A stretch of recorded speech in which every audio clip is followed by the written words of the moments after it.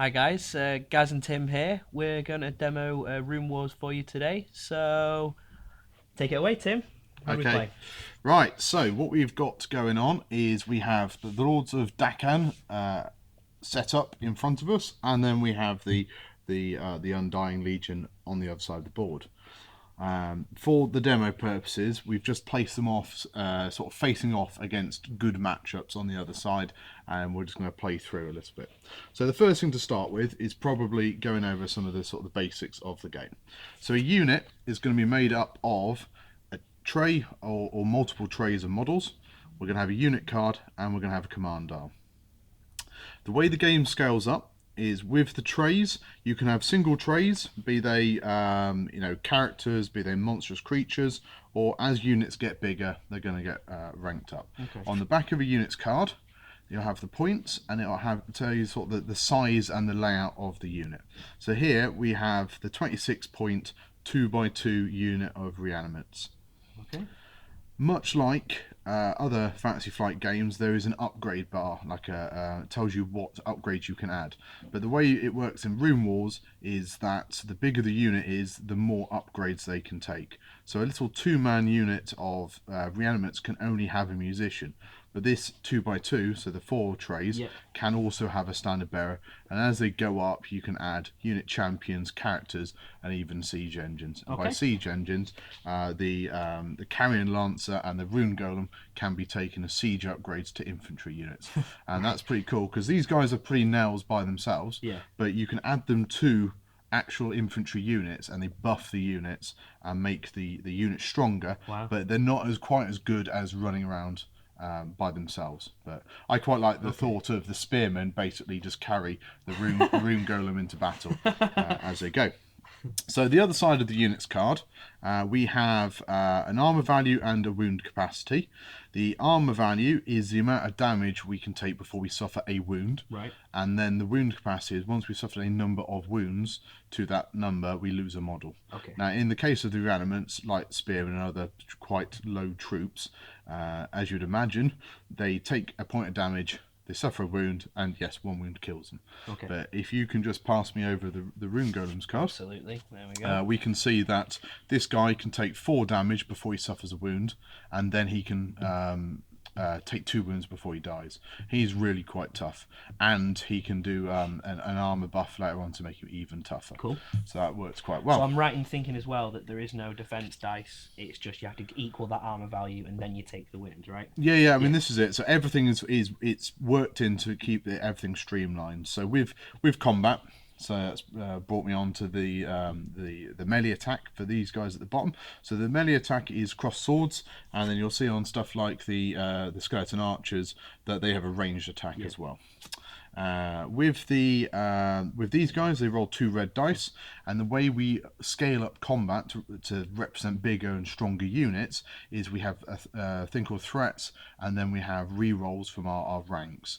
So the way threat works is generally every single base has threat 1. And threat 1 means when we roll these damage icons on the dice, we do 1 point of damage. Right. If our frontage is increased, so we got another set of trays, when we're fighting the enemy, we then increase our threat. So we go to threat 2, and then the bigger units can go threat 3. Okay. So with a threat 2 unit, that basically does 2 points of damage for each icon that we roll. So this roll here would have done 4 damage. Right. With re-rolls, so the to represent us having more troops behind us and making it a bit more consistent, if we have a complete back rank behind the front rank, we can re-roll any or all of our dice. And if we have a partial back rank, so let's say we've taken some casualties, we can re-roll 1 dice. Right, okay.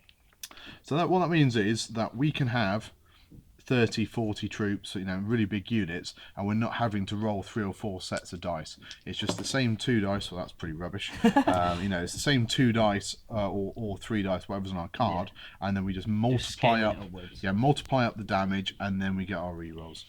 or vice versa. On the cards as well, we have the name of the unit, so these are called reanimates, and then we have some special rules. So these guys have got regenerate, and they've got a steadfast. So regenerate is driven by the runes, which we'll come on to later, Yep. and then the steadfast is about morale, and again we'll come on to that later. Yep. So the other real big key thing about Runewars is the command dial, and the command dial looks like such. What we have on the left-hand side is we have the action dial, and on the right-hand side we have the modifier dial. Get mud up. What's very apparent straight away is the colours.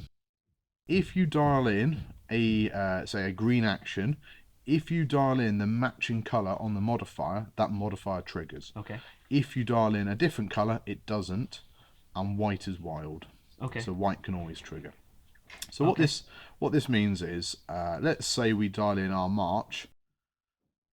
To do a bank or a hard turn, I've got to make sure I put in the corresponding modifier. If I don't put one of these in, let's say I just go for the skill action, which is this sort of Celtic rune, I'm just going to go straight forwards. Okay. Now, unlike other FFG games, if we put in the bank or the hard turn, we don't declare which way we go, and then we can decide if we want to go left or right. So there's a bit of tactical flexibility there. With the march, which is the straight arrow, there is a number within the blue splodge as such, and that tells you how far you go. And then as you can see from the modifiers on this dial, if we turn it into a bank, it goes one less, and if we go a hard turn, it goes two less. Okay. With me so far? Yeah. Yeah. There's some really good reference cards. So you've got two. I've got a couple over here. Two. So there is. It tells you all your actions. So we've got the trumpet, which is the rally. The rally allows us to take off any negative tokens, banes. I'll come over those in a bit. We've got the reform, which is the sort of the four squares that allows us to pivot on the spot any direction we like. We have the shift, which is the four arrows, and depending on the move. Now most shifts are only one, but I think there is a shift two around somewhere. Let's see if I've got that here. Somewhere. No. Yeah, so the skeleton archers can do a shift one or a shift two. Okay. So with a shift one, we can literally move ourselves left, right, backwards, forwards, A1. Now normally we can only go forwards, so this allows us to reposition slightly. You know, that's where you can, like, you know, if the enemy's coming forward, sell them the dummy, and then, you know, walk around them. Is there any advantages for flanking or anything like that? Or in combat, yes. Yeah. The only time you'll add extra dice is when you get a flank attack, and you can add a red or a blue dice to the pool. So flanking is very good. Okay. I will remember that. Yeah. The charge. So let's say we dial in a 3 forward, and we put in a charge. So it's -1, so we're going to go 2 forward with charging. If I move in, whoops, daisy, stand up. If I march forwards and make contact with the enemy, I'm going to get panicked. I'm going to get a little panic token added to my unit, and I'll explain what that does in a bit. Because I've basically walked forward and stumbled into the enemy and not expected, you know, what's going on. If I dial in a charge, not only do I not get panicked, I also get to fight you in combat now. Okay. So, you know, that works really well.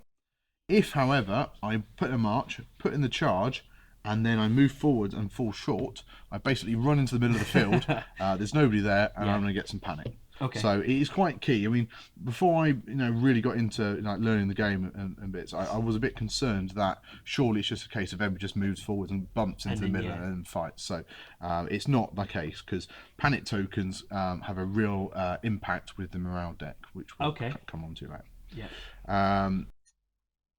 Now, the modifier side, there's a few different things on the modifier. So we've talked about the armor buff. So that's the shield logo. So these guys can get an armor buff, but only if I put in a green green action. They've got this red swirl, and if I dial in my melee attack, that swirl triggers. Right. So what this does is, the red swirl is morale. If I roll my red dice in combat, I'll get my rerolls because of my rank. So I'm going to do 4 damage because of threat 2 and 2 points damage, but I've got these swells. Now you can roll swells on here as well, and what the swells do is they're going to force a morale test at the end of the combat. for each swirl that's out there, so if we go back to what I originally rolled, for each swirl that's out there, that is a severity of the test. So at the moment, we're currently doing a 1 severity morale test. We take the morale deck, we flip 1 card, and if it costs 1 token or 1 icon or less, we can spend it. Okay. So because I flipped a 3 cost card, I can't spend it. So let's say over the course of the game, you've picked up a couple of panic tokens, and then we come to combat, we've rolled our dice, and we're going to roll a swirl on the dice. We've dialed in a modifier, and we've got our 2 panic tokens. We spend those panic tokens to increase the severity of the test.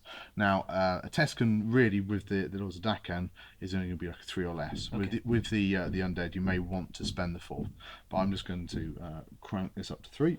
We then flip over 3 cards. Bum, bum, bum. So you get 3 cards. Now, they all cost 1 or less, so I can use any of them. If there was a 3 in there, so maybe I'd got the one from last turn, that would have been great. As it is, I'm just going to pick one of these. So you can't use all 3 of them to stack up and use all 3. You have to get a certain value. Correct. Yeah. Yeah. So I mean, yeah, if there was a 3 in there, I mean the 3s, obviously the higher you go, the worse the effect is effectively. So we've done movement, we've done the greens, we've done melee. There's a sort of the Celtic room I've touched on briefly is the skill action. Some things have got skill action, some things haven't, certainly in the demo. Now, one thing that confuses some people when I've run demos is these guys have got a white skill action here, but nothing that triggers. What I've said is that's probably when we start to add unit upgrades into the unit, there'll be something that triggers a skill action. So that's where you kind of expand, into the game. So we've talked about the units, so we'll pop my reanimates back. You can take carried back. Take her back. There we go. So panic tokens off the board, reference cards off. Dice. So I think the final thing we'll talk about before we start playing is going to be the runes. So there are 5 rune tokens in the game. There are the orange unstable runes. We then have the green runes and the blue runes, and I forget their names off the top of my head, but it's not that important. You'll notice on them there's a little grade symbol that just tells you what's on the reverse. Okay. For the purposes of this demo, we're going to start turn 1 like this. Okay. My reanimates can use the green runes to bring back dead skeletons, and you can use the unstable orange runes for movement on the golem, and blue. And I can use that blue symbol as well. Yeah, so blue. Yeah, blue's really good for buffing both his armor and his brutal, his extra damage. Right. Now, I think this what works really well is that obviously this is a big rock monster. And if the runes are in alignment, he gets powered up and he turns into beast mode. But if we're flipping over lots of blanks or whatever, he is just a big rock. Right. He's not as good. I think also as the game expands, so in wave 1 we're going to get command groups for both the Lords of Dakan and the Undead, and they are going to add mages, and they are going to add necromancers. And certainly with the Lords of Dakan, they've got a geomancer who can do an attack that very much the range and damage is based on the runes. We get. So I think we're pretty much good to go. Okay. We'll talk about how we use the movement templates when we actually get moving. The last thing to talk about is initiative and priority.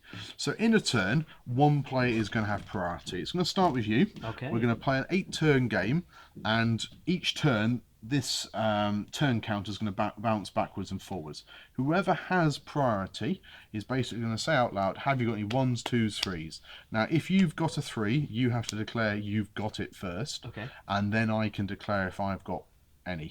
And that's these white numbers on the side here, right? Yeah. So, and then this is kind of like the lower initiative actions are your shorter movements, your quicker movements, your quick attacks, and then at the end of the turn, or the higher initiative, is the attacks that build up more time or the longer moves. So as we go through, the person with priority is going to say da da da da, and when we get to a initiative value that somebody has going to activate, if it's only one person, they're just going to activate. If we've both got stuff that activates at that initiative, the player with priority activates 1 first, and then we alternate activations. Okay. So if you had 2 and I had 1, you would activate one, I would activate one, then you'd activate the other. And if it was vice versa, if you had one, I had two, you'd activate one because you have priority, and then I'd activate both, like one after the other. Now, with your activations, you can choose at that initiative which ones go. So you want to have a think about maybe which ones of mine may be activating first, and you want to get the right order. So what we're going to do is we're going to set some dials now. So yeah, turn 1. We've got our runes for turn 1. So set some dials and let's see where we go. Okay. So now we've set all our dials. I'll just go over a couple of quick bits about the demo. We're playing on a 3x3 mat. When we actually get onto proper sort of tournament games or full-size games, it's going to be played on a 6x3. And we're going to be playing with sort of twice the size of forces. So I think I worked it out. I can't remember which way around it is, but one of these forces is about 88 points, one's 97. Right. So we're looking at about double the size of the models. And there would be terrain. So we've got some of the 2D terrain. But for purpose of demo, we're not going to use any of it. And then also, when we actually play a game, we're going to be playing with objectives. And again, this is just going to be us scrapping, so we don't have to worry too much. So, Gaz, you have priority. I have priority. Do you have any 1s, 2s, or 3s? No. Neither do I. Any 4s? No. I do. So okay, so you pick your unit. So reveal your command dial. So Gaz has revealed. Oh, he's been a bit confident here. So he's revealed his initiative 4 move, which uses the unstable runes. So you're going to go in 4 forwards. But you declared a charge, Gaz. I did declare a charge. That's correct. Now, what I will say is you can't pre-measure with the movement templates, but you can pre-measure with the range ruler. Okay. Actually, I've not talked about range combat, but when we get some range combat, I'll explain how that goes. So, the movement template looks very similar to other FFG games that you might have seen. There is an arrow at the bottom which shows you which way it's going, and then there are 2 lines, and those 2 lines are the front of the tray. And what you can do is you can either rest it on one side, or it kind of locks in quite nicely on the other side. I always put a finger onto that's it, and then you slide forwards. Now, unfortunately, Gaz, you know you've been a little bit reckless, and you've come charging forwards, and you've just run to the middle of the field, which is a real shame. So there's nobody there to meet you, so you're going to get a panic token for that. Yeah, that's fine. So that's done. Fine. So we're on initiative 4. Have you got any more 4s? I have got one more 4. Off you go then. Which is just her over here, and she just moves forward 3. There's the 3. There we go. So I'll just do that. And I see on this one, you've also dialed in your white modifier of the rally. So what this means is you haven't got any negative modifiers on her. So what we're going to do is we're going to give her an inspiration token. And she can basically carry that around with her for a bit, and then and then she can spend it. Okay. So I've still not got any 4s. No, that's all my 4s. Have you got any 5s?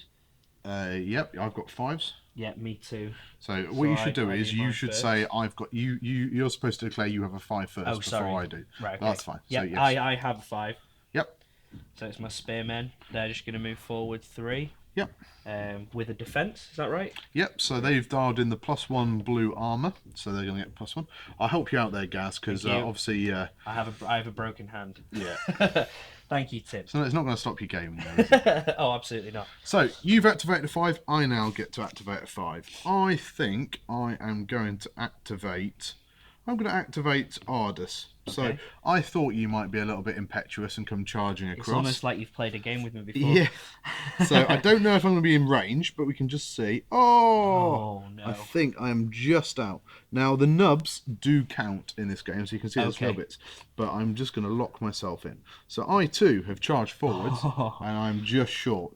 So because I was going to come in and batter your golem there. So, unfortunately, I have just fallen short. So that's my 5. Have you got any more 5s? I haven't, no. Oh, that's a shame, because I do. Oh. So my archers.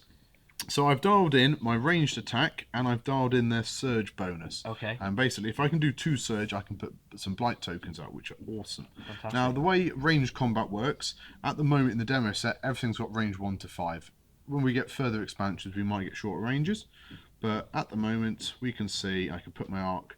I reckon he's definitely in range. It's just in range 5.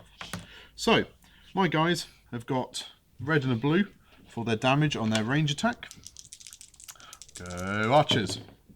Oh, that's pretty good. So, They're rolling 2 damage icons, and because they have the frontage, the extra try on the front, it's 4 damage. 4 damage. What's your armor value? 4. So he takes a wound. So the way damage works then is that for every 4 he takes a wound. Yeah. If I did 5 or 6, those last couple of extra bits of damage are just lost. Right. Now I have got a surge there. Yep. With the surge I've dialed in, that's 2 surge. And these guys have got a surge ability for 2 surge. The defenders receive a blight token. So the blight token comes out.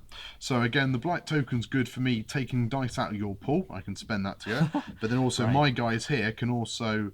there's an ability these guys have got which allows them to get mortal strikes if they've got blight tokens on. So your golem's looking a little bit ropey at the moment.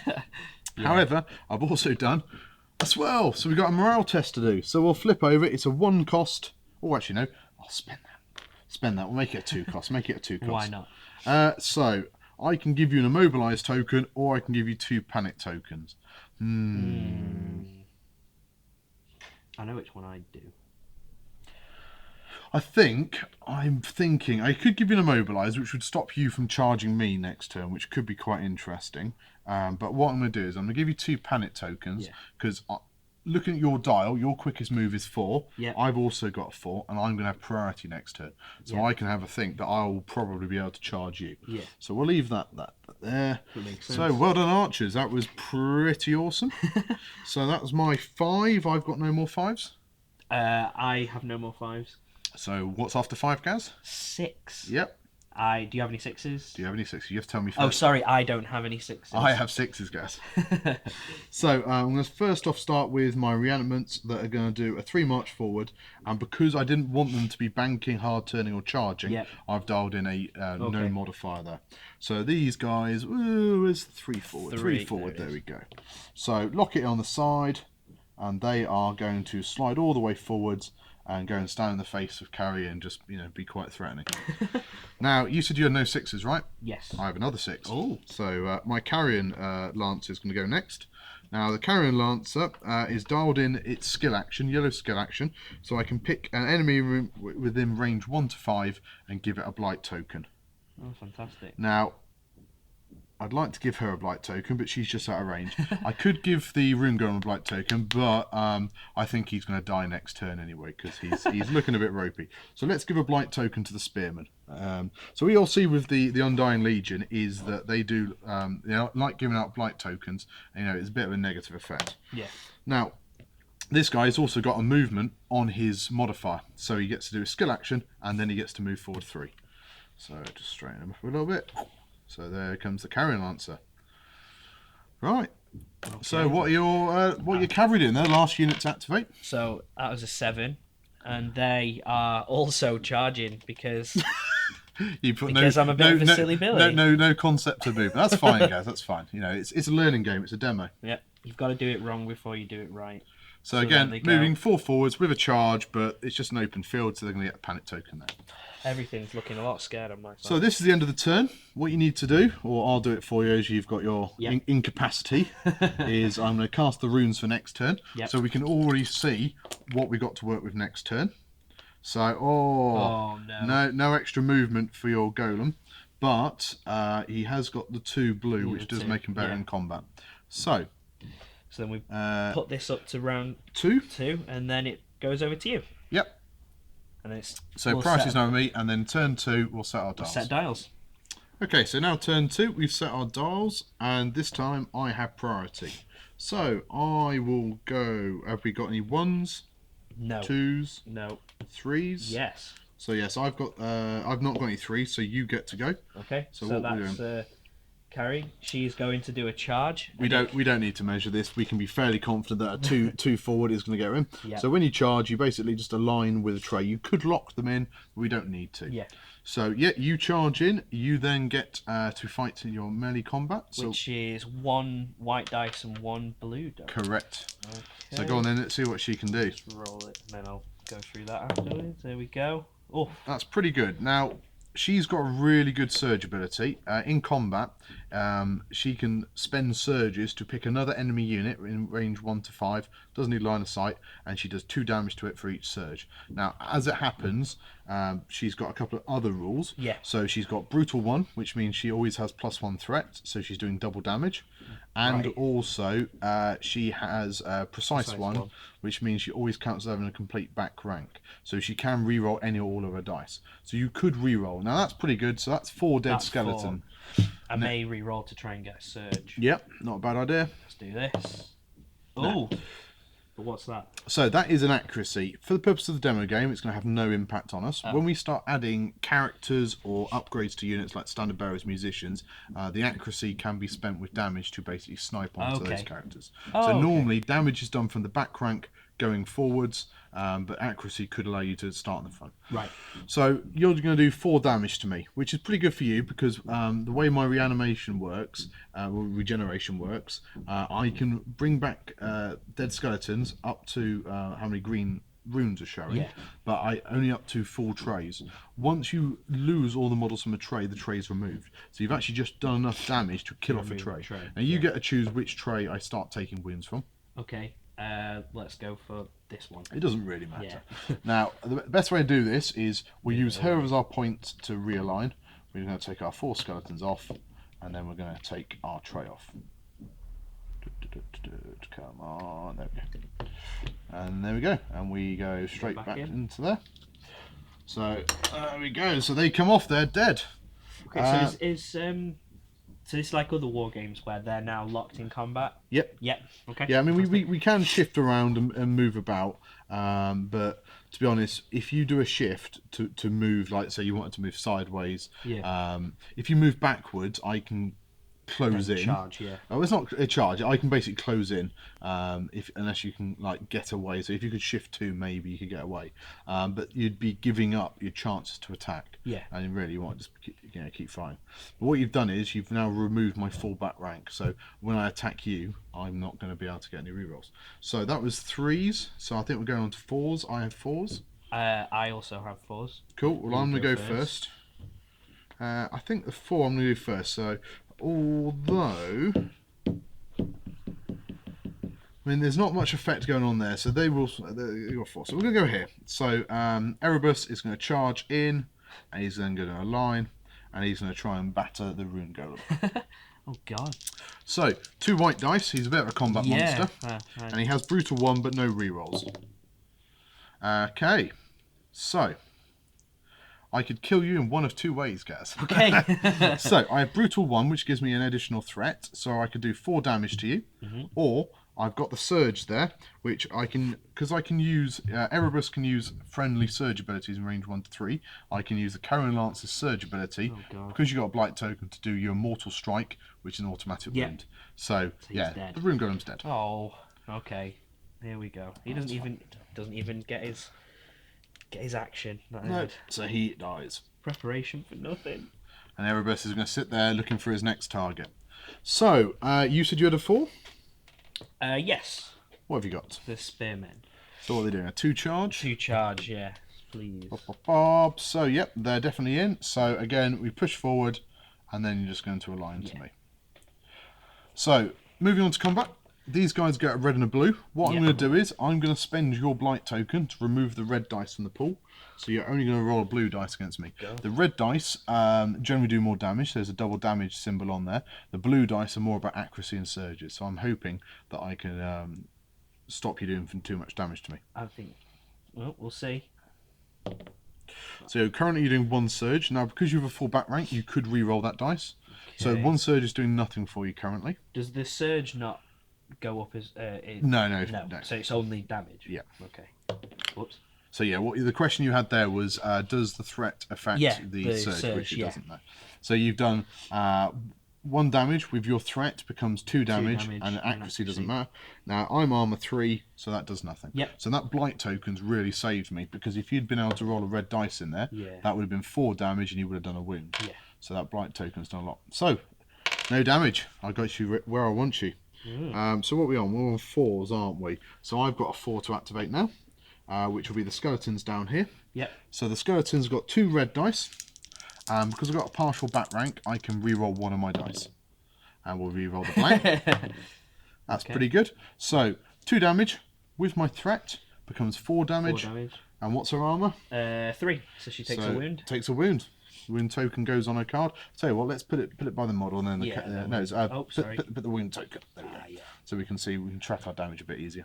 So I haven't got any more 4s. I have 1 more 4. So your 4 goes next. What have you got? So it's the knights. He's gonna a 3 bank, a 2 bank, a 1 bank. Oh, sorry, 1 bank. Yep. Yep. So they're gonna. Where are these guys off to? You're just ignoring my archers. Yeah. Apparently. Hang on. There we go. Yeah. Ooh, yeah. There we are. Fair enough. So, looks like you're all activated out because your golem's dead, so there's nothing there. So I'm going to move on to Initiative 5 next. Now, I kind of predicted you'd be charging, so my Carrion Lancer has dialed in a melee attack. So it's going to be a red, 2 blues, and I've also dialed in the morale. Yep. So you're automatically taking a test no matter what else happens. Awesome. I don't get any rerolls or any brutal, unfortunately. So I'm doing 2 damage to you, so that's 2 dead spearmen. Okay, I'll take these. Yeah, that trade's fine. Although it is your choice, isn't it? Yeah, it's my choice, but that's fine. Okay. So accuracy does nothing for me, and because I dialed in the modifier for morale test, we get one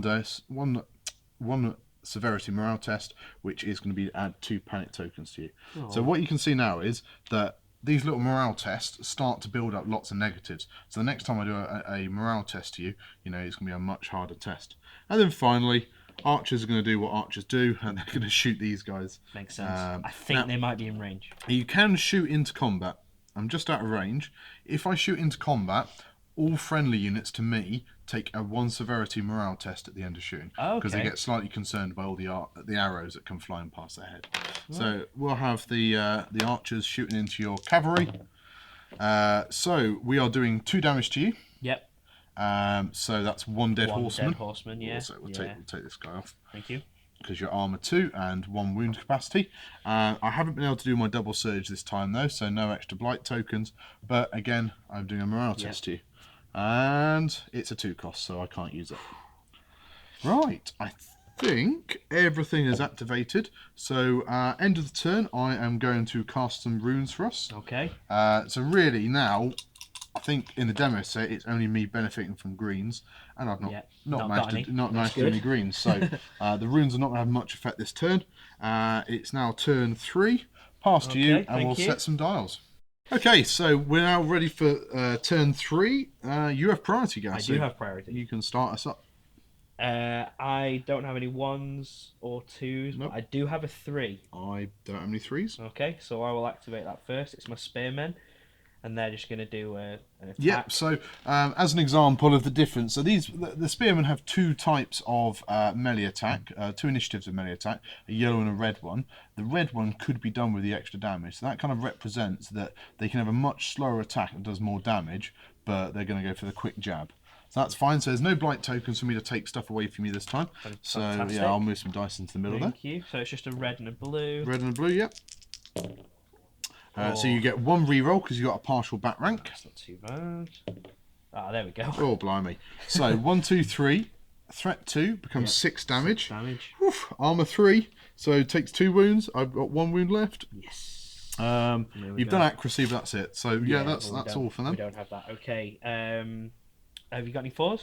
Sorry, I have a 4. Do you have any 4s? I have a 4, yes. Okay, so I'll activate mine first. Yep. So let's carry. So you've dialed in.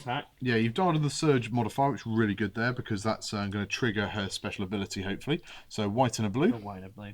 Well, I'm just a tactical genius, Tim. So here we go. Let's roll this.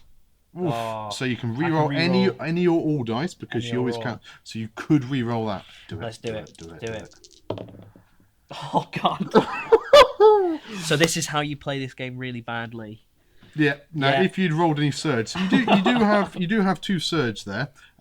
So you can do 2 damage to one of my guys. Yeah. But my armor's strong enough than that. So all you had to do there, guys, is roll 1 surge. That's all you needed. So. Oh God, it's over. Yes, it's not worked too well. Okay, So I had You've got fours, I got a haven't you? 4. So my skeletons are quite happy that you've just fluffed there. So they're going to have a little stab. And that's going to be... I could re-roll. We feeling lucky? We feeling lucky? Yeah! Oh! Yes! I got greedy myself. So do 2 damage, Which does nothing. And the surge doesn't do anything for me there. So my skeletons... So that was quite lucky for me. Well, that was it. So I was doing 4 damage, which would have been a wound, but I gambled that I could try and get a double damage and get through. Never mind. Yeah, that's me done for 4s. Okay, I've got a 5. Have you got any? I've got 5s. Okay. So I'll you can activate your 5. my 5 first. So so it's a 3 forward with the bank becomes a 2 bank charge. Yes. Let's have a see if these guys are in. I assume you want to go I'm going this way? No, Tim. Let's okay. let's go this way. Yeah, I think they're just about. So they come in, they clip, and then what you do is you square off, and then we basically line in. Now these guys have got impact 1, so cavalry, when they charge in, they do a panic token to the enemy, because obviously it's a bit scary having horses charging into you. That makes sense. Yeah, so we've got 2 red and a blue. Yep, this could tickle. Let's go. Oh, it's not too bad, not too bad. So you have got threats, so you're going to do 2 damage to me, which is going to kill 2 skeleton archers off. So poor boys, they can come off. And then you're doing 2 surge. I can receive 1 inspiration token. So that's good. Can I spend that to... Not now. Okay. Next time you reveal your command dial, you can spend that to clear that. Okay. But you are forcing a 1 test morale on me. That's a 3, so nothing. Yeah. So that's that one all done. So I believe you're all activated, so it's up to me. I'm going to start with... well, let's go with a fun one. So where's Erebus? He's putting the handbrake on, he's coming around the corner, and he's going to have us a slap into the spearman. So he's going to come around the side. Now, he gets 2 white dice basic, but because he's attacking in the flank, I can add a red or a blue dice. Oh, no. And as the red have got that double damage, we're gonna have a bit of fun here. So, this is gonna hurt. I nearly made a mistake. Oh, Tim. It's not a charge. Oh. So you've just moved. Oh no. We haven't got enough planet tokens. So what I'm going to do is I'm going to hide a blight token under there. So that wasn't a charge. So actually, before I went in there, so yeah, I bump into you, but I don't get a fight this turn. That's fine. That's quite lucky. That's where I want. That's where I want to be. But it's all right. The carrion lance are still going to attack you in the front. So let's see. Let's see if I can kill some more spearmen. Not great. Not great at all. So I think I'm just going to stab 1 more spearman, basically. Okay. Which one? So basically you continue emptying a tray. Okay. So that's fine. But I am forcing a morale test with my bonus. Oh. Have a stun token. Fantastic. So stun tokens can be spent to cancel the modifier. So they can't move. Oh no, that's something different. Sorry, no, ignore me. That's the immobilize. Yeah. So last thing to do is my last initiative 5, which is a range attack, and unfortunately you can't make range attacks when you're engaged. That's good. So they don't get to do anything. So that was a pretty chaotic turn for both parties. So we're now going to move into turn 4. Let's do a quick cast of some runes. 1 green, 1 green. 1 green. That's it. So if you don't kill that a complete tray of skeletons, I can try and bring somebody back. Right, so let's set dials. Let's do it. Right, so turn 4, priorities with me, so I shall start us off. Okay. Any 1s or 2s? No. I have a 3. I also have a 3. Well, I have priority, so I will slap first. Now, Erebus is going to attack this time, despite his mad charge last turn. How is that a 3? How is it a 3? Oh god, yeah. So No. two whites. I thought I was cheating you again. And the bonus red for attacking in the flank, and I've dialed in the extra damage there as well. Great. Bosh. Oh no. Oof. 1, 2, 3, 4, 8. Oh god. So I'll give you a hand here with your hand. So that's all of those back. Yeah, what we'll do is we'll just take this off. So 5 have gone. Thank you. 5 have gone. 5, 6, 7, 8. So you're left with 1 lone spearman in that tray. So they're all dead. And that goes like this. Now I still count as being engaged through the corners. I mean, I could close in if I wasn't. I've done a surge there. and that's going to have no effect. There's no blight tokens and no accuracy. So yeah, that was dear, oh dear. that was pretty good. Yeah. So where was your 3? Spearman. Now you can attack out your flank into Erebus if you want, but you don't get any additional threat going that way. So your best off is going here. You're still gonna get your threat. I was gonna say, do I still get threat? Yeah, you still get it until I kill that last guy. What I'm gonna do is I could spend your stun token, but you've not actually dialed in anything of particular use, so I'm not gonna spend my stun. So I'm gonna attack back. Oh, come on, so lads. 2 damage at the front, doesn't do anything here, but you do get your surge, receive, so have an inspiring token for next time. So that was 3s. No more 3s? No. 4s? I've got some 4s. I've got a 4 as well. I have 4. So, 2 reds. Come on, let's mugger. That's not bad. I'm not gonna be cheeky this time. So that's with my threat becomes 4 damage. Yep. So that's 1 more wound. 1 more wound. She's got 2 left. 2 left. And I'm going to do a morale test to you. No, 2 costs, so nothing triggers there. You're 4. Which is her. So that dial hasn't moved. So if you could fluff this like last turn, that would be great.